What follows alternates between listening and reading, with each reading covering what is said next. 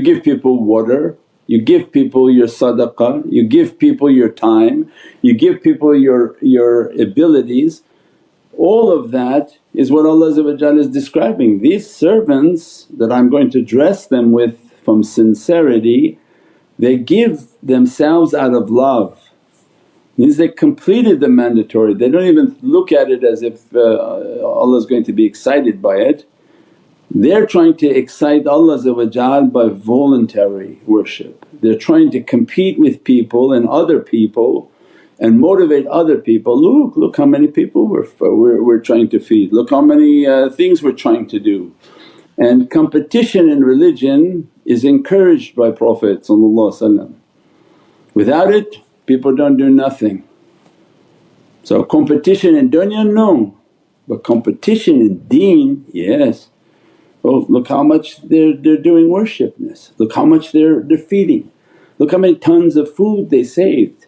So that other people say, oh look at us, shame on us, we're not doing anything, let's go out and start to motivate and do things.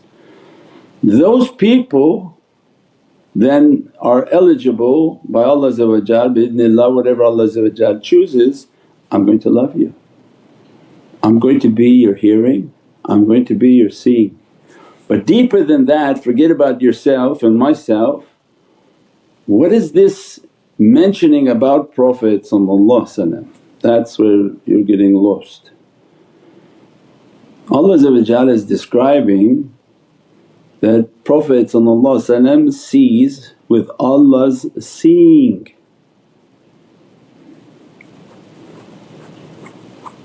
Not eyes, because eyes then would die in the grave, but you will be seeing. I will be the seeing in which you see. So the maximum that can be achieved is only by Muhammadun Rasulullah. Whatever anyone else can achieve will never be what Prophet is achieving. So what does that say about the light and the soul of Prophet? He sees with Allah's seeing. So can Prophet see right now?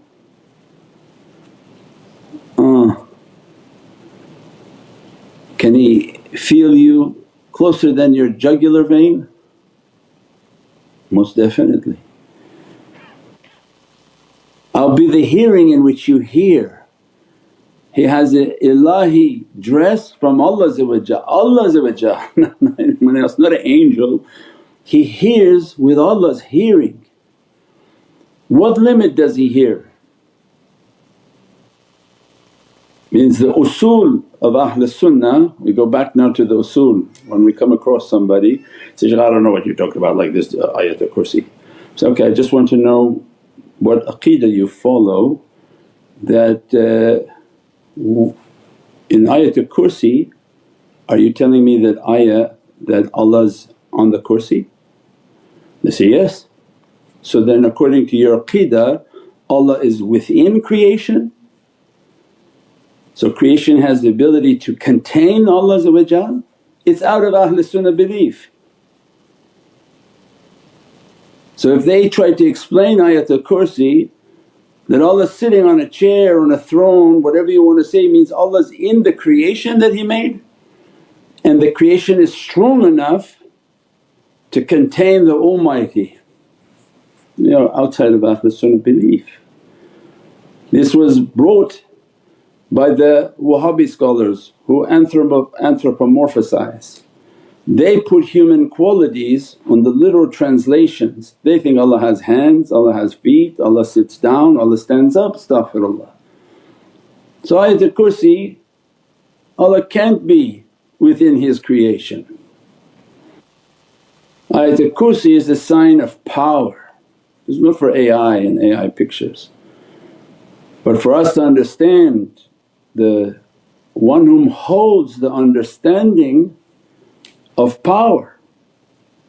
That if you're going to make a king and you're going to make a Khalifa, don't you want to endow him with power?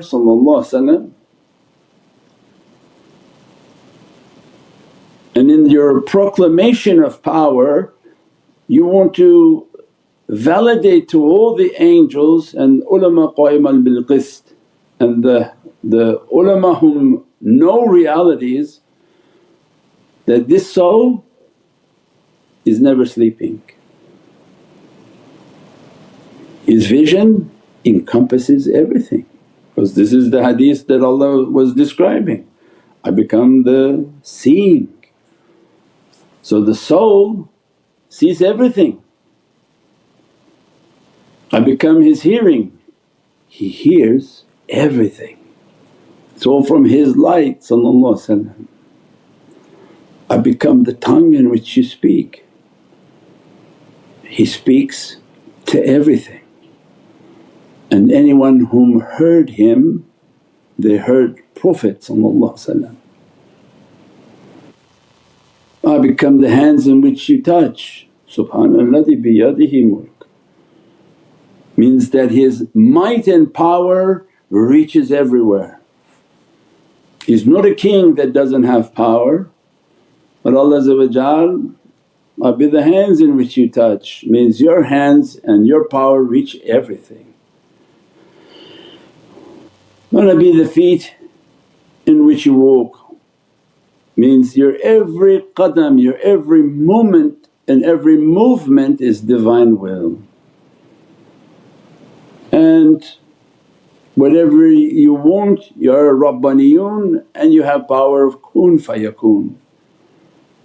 So means Allah's speech is qul, the speech of Sayyidina Muhammad is kun fayakun. When he's going to give the commands of Allah merely gathers whom needs to hear the command and be and it shall be. Because kun fayakun is an inheritable power from this hadith al-Qudsi. So much so, you be rabbaniyun and I give you power of kun fayakun. But qul is only Allah, because Allah is the owner of the Qaf.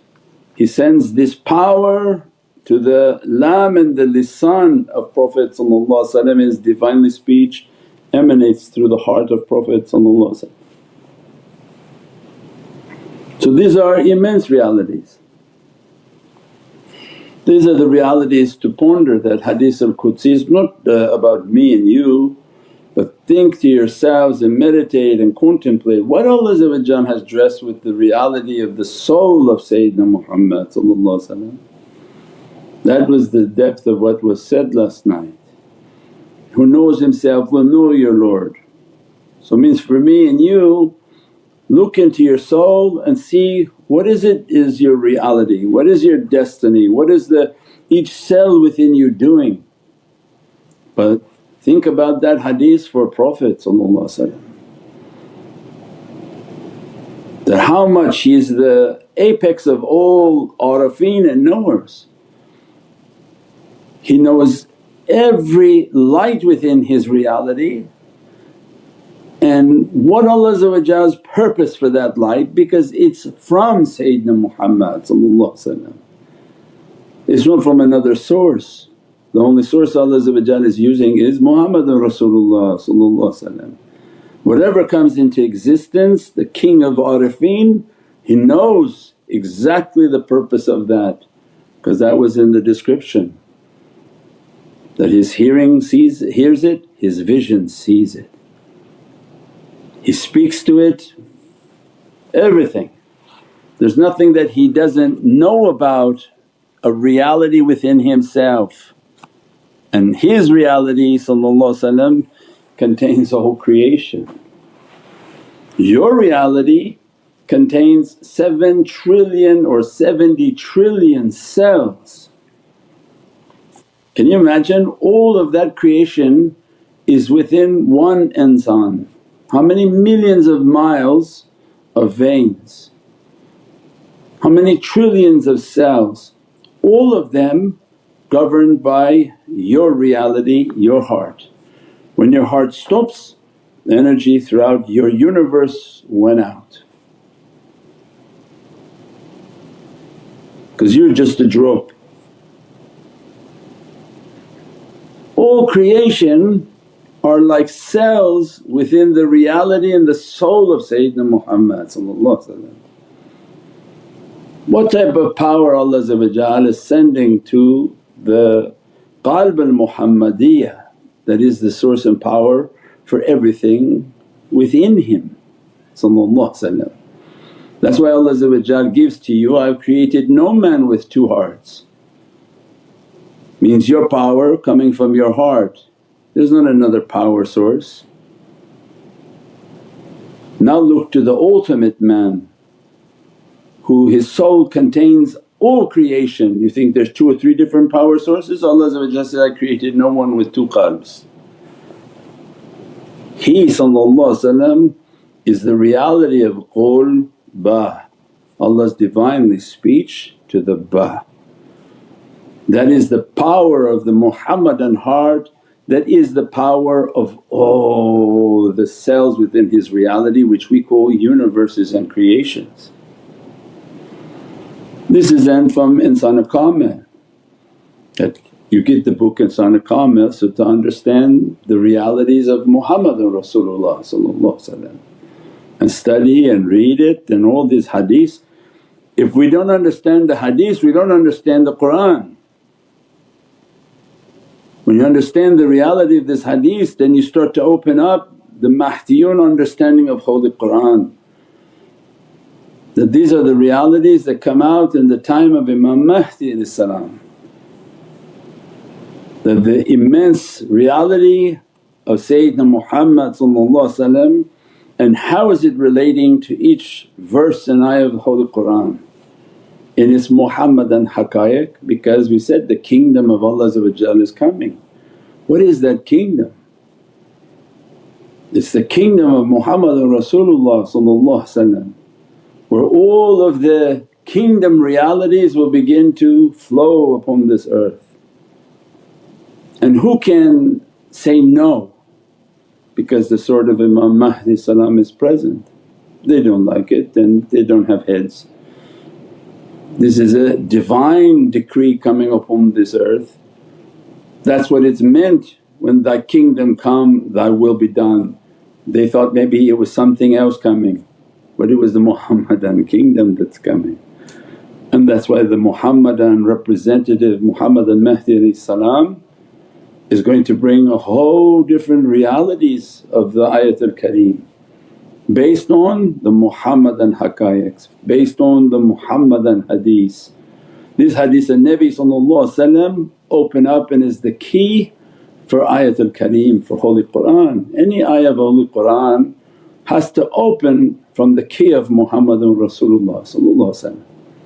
And that's when we describe the Qur'an looks to you, and if it sees the Muhammadan light and it's biotechnology looking to you, sees that light, opens its realities. Doesn't see that light, you have very basic understanding of right and wrong. So then the increasing of the love and the ishq of Prophet illuminates our eternal soul, so that the Qur'an will read us and the encryptions will be cleared, and the Muhammadan haqqaiqs begin to flow within the soul and the reality of insan, inshaAllah.